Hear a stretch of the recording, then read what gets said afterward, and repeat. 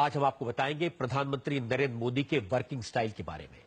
हमारे पास प्रधानमंत्री नरेंद्र मोदी के बारे में, उनके वर्किंग पैटर्न के बारे में, प्रधानमंत्री के घर के बारे में कई सारी एक्सक्लूसिव जानकारियां हैं। ऐसी जानकारियां जो अभी तक सामने नहीं आई है, ऐसी बातें जो अब तक लोगों को मालूम नहीं है। वैसे नरेंद्र मोदी के घर से और दफ्तर से ज्यादा जानकारी बाहर नहीं निकलती, लेकिन आज हम आपको बताएंगे नरेंद्र मोदी के स्टाफ के बारे में, उनके खर्चों के बारे में।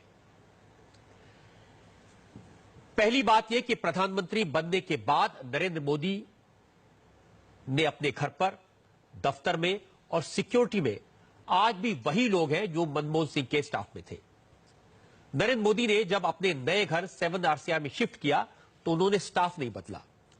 इंटरेस्टिंग बात यह है कि आमतौर पर नए प्रधानमंत्री न केवल घर का पूरा स्टाफ बदलते हैं, बल्कि सिक्योरिटी देने वाली एसपीजी का स्टाफ पूरी तरह बदल देते हैं।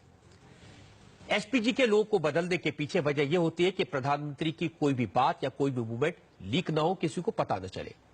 लेकिन प्रधानमंत्री मोदी के सिक्योरिटी में अब भी वही अफसर हैं जो मनमोहन सिंह के साथ थे। नरेंद्र मोदी ने पीएमओ में सेकंड लेवल की ब्यूरोक्रेसी में भी कोई बदलाव नहीं किया है। अफसर वही है जो पिछले पीएम मनमोहन सिंह के साथ थे। यहां तक कि प्रधानमंत्री मोदी ने कैबिनेट सेक्रेटरी को भी एक्सटेंशन देकर बनाए रखा। मुझे याद है यूपीए सरकार ने सत्ता संभालते ही उस वक्त के कैबिनेट सचिव कमल पांडे को बदल दिया था, जबकि कमल पांडे के रिटायर होने में सिर्फ 2 महीने बचे थे। प्रधानमंत्री मोदी ने ब्यूरोक्रेसी में बड़े बदलाव नहीं किए। ज्यादातर मंत्रालयों में आज भी वही सचिव हैं जो पिछली सरकार में थे। एक और बात यह सामने आई कि अपने 10 साल के शासनकाल में मनमोहन सिंह ने प्रधानमंत्री के तौर पर सारे सचिवों के साथ एक साथ बुलाकर कभी भी एक बार भी मीटिंग नहीं की।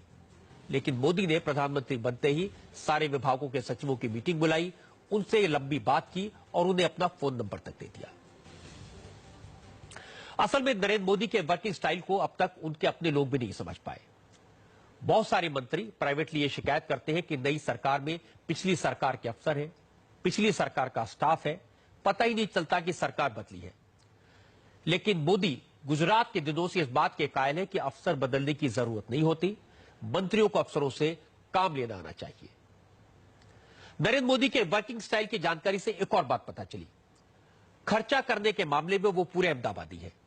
नरेंद्र मोदी अपने घर पर, अपने दफ्तर में खर्चा करने में काफी कंजूस साबित हो रहे हैं।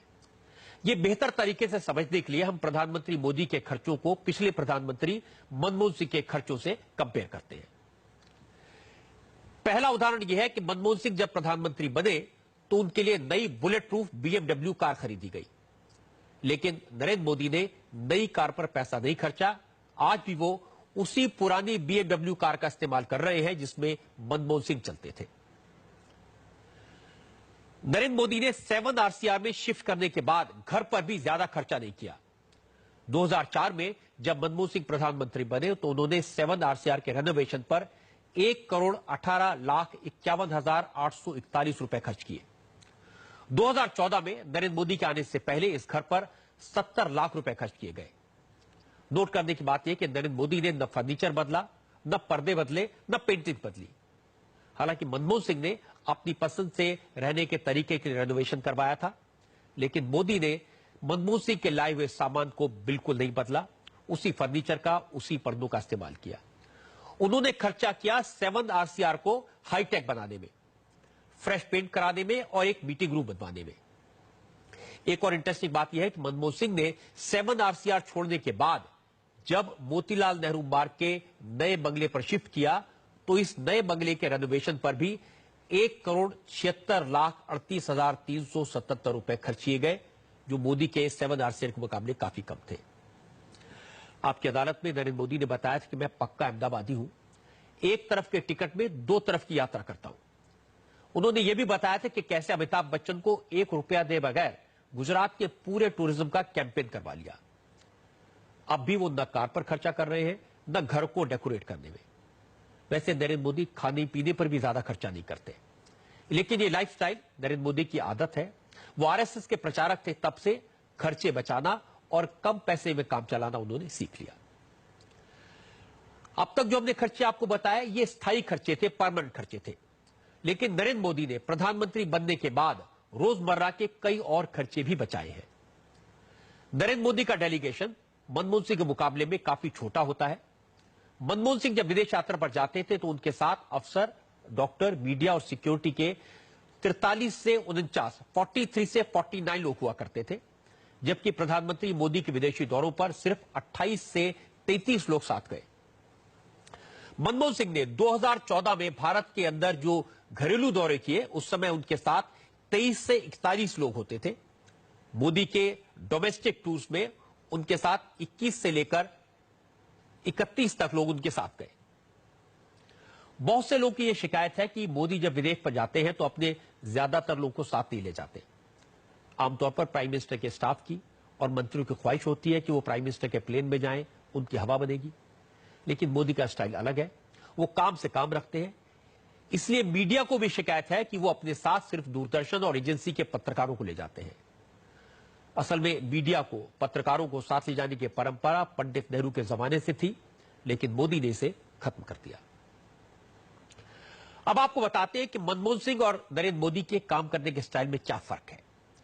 मनमोहन सिंह प्रधानमंत्री के तौर पर ज्यादातर वक्त 7 RCR में बने ऑफिस से काम करते थे, जबकि नरेंद्र मोदी अपने घर पर कम रहते हैं। हमने जब जानकारी निकाली तो पता चला कि 26 मई से लेकर 13 अगस्त तक 80 दिन में मोदी ने कुल 781 घंटे काम किया। मतलब ये कि हर दिन करीब 10 घंटे की ऑफिशियल ड्यूटी। इसके अलावा रिकॉर्ड बताते हैं कि नरेंद्र मोदी 4 घंटे एक्स्ट्रा काम करते हैं, यानी हर रोज उन्होंने 14 घंटे काम किया।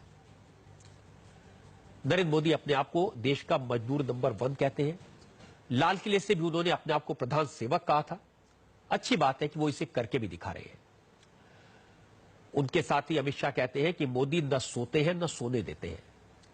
मोदी के विरोधी भी मानते हैं कि नरेंद्र मोदी और उनकी सरकार के मंत्री दिन रात काम में जुटे रहते हैं।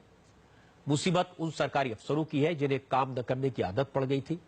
अब सरकारी दफ्तरों में बायोमेट्रिक सिस्टम लगाया जाएगा ताकि हर कर्मचारी का आने जाने का टाइम रिकॉर्ड पर आ जाए। जो लोग जनता के पैसे पर रहते हैं उनके काम की अकाउंटेबिलिटी होनी चाहिए। अच्छी बात यह है कि इसकी शुरुआत खुद प्रधानमंत्री से हो रही है।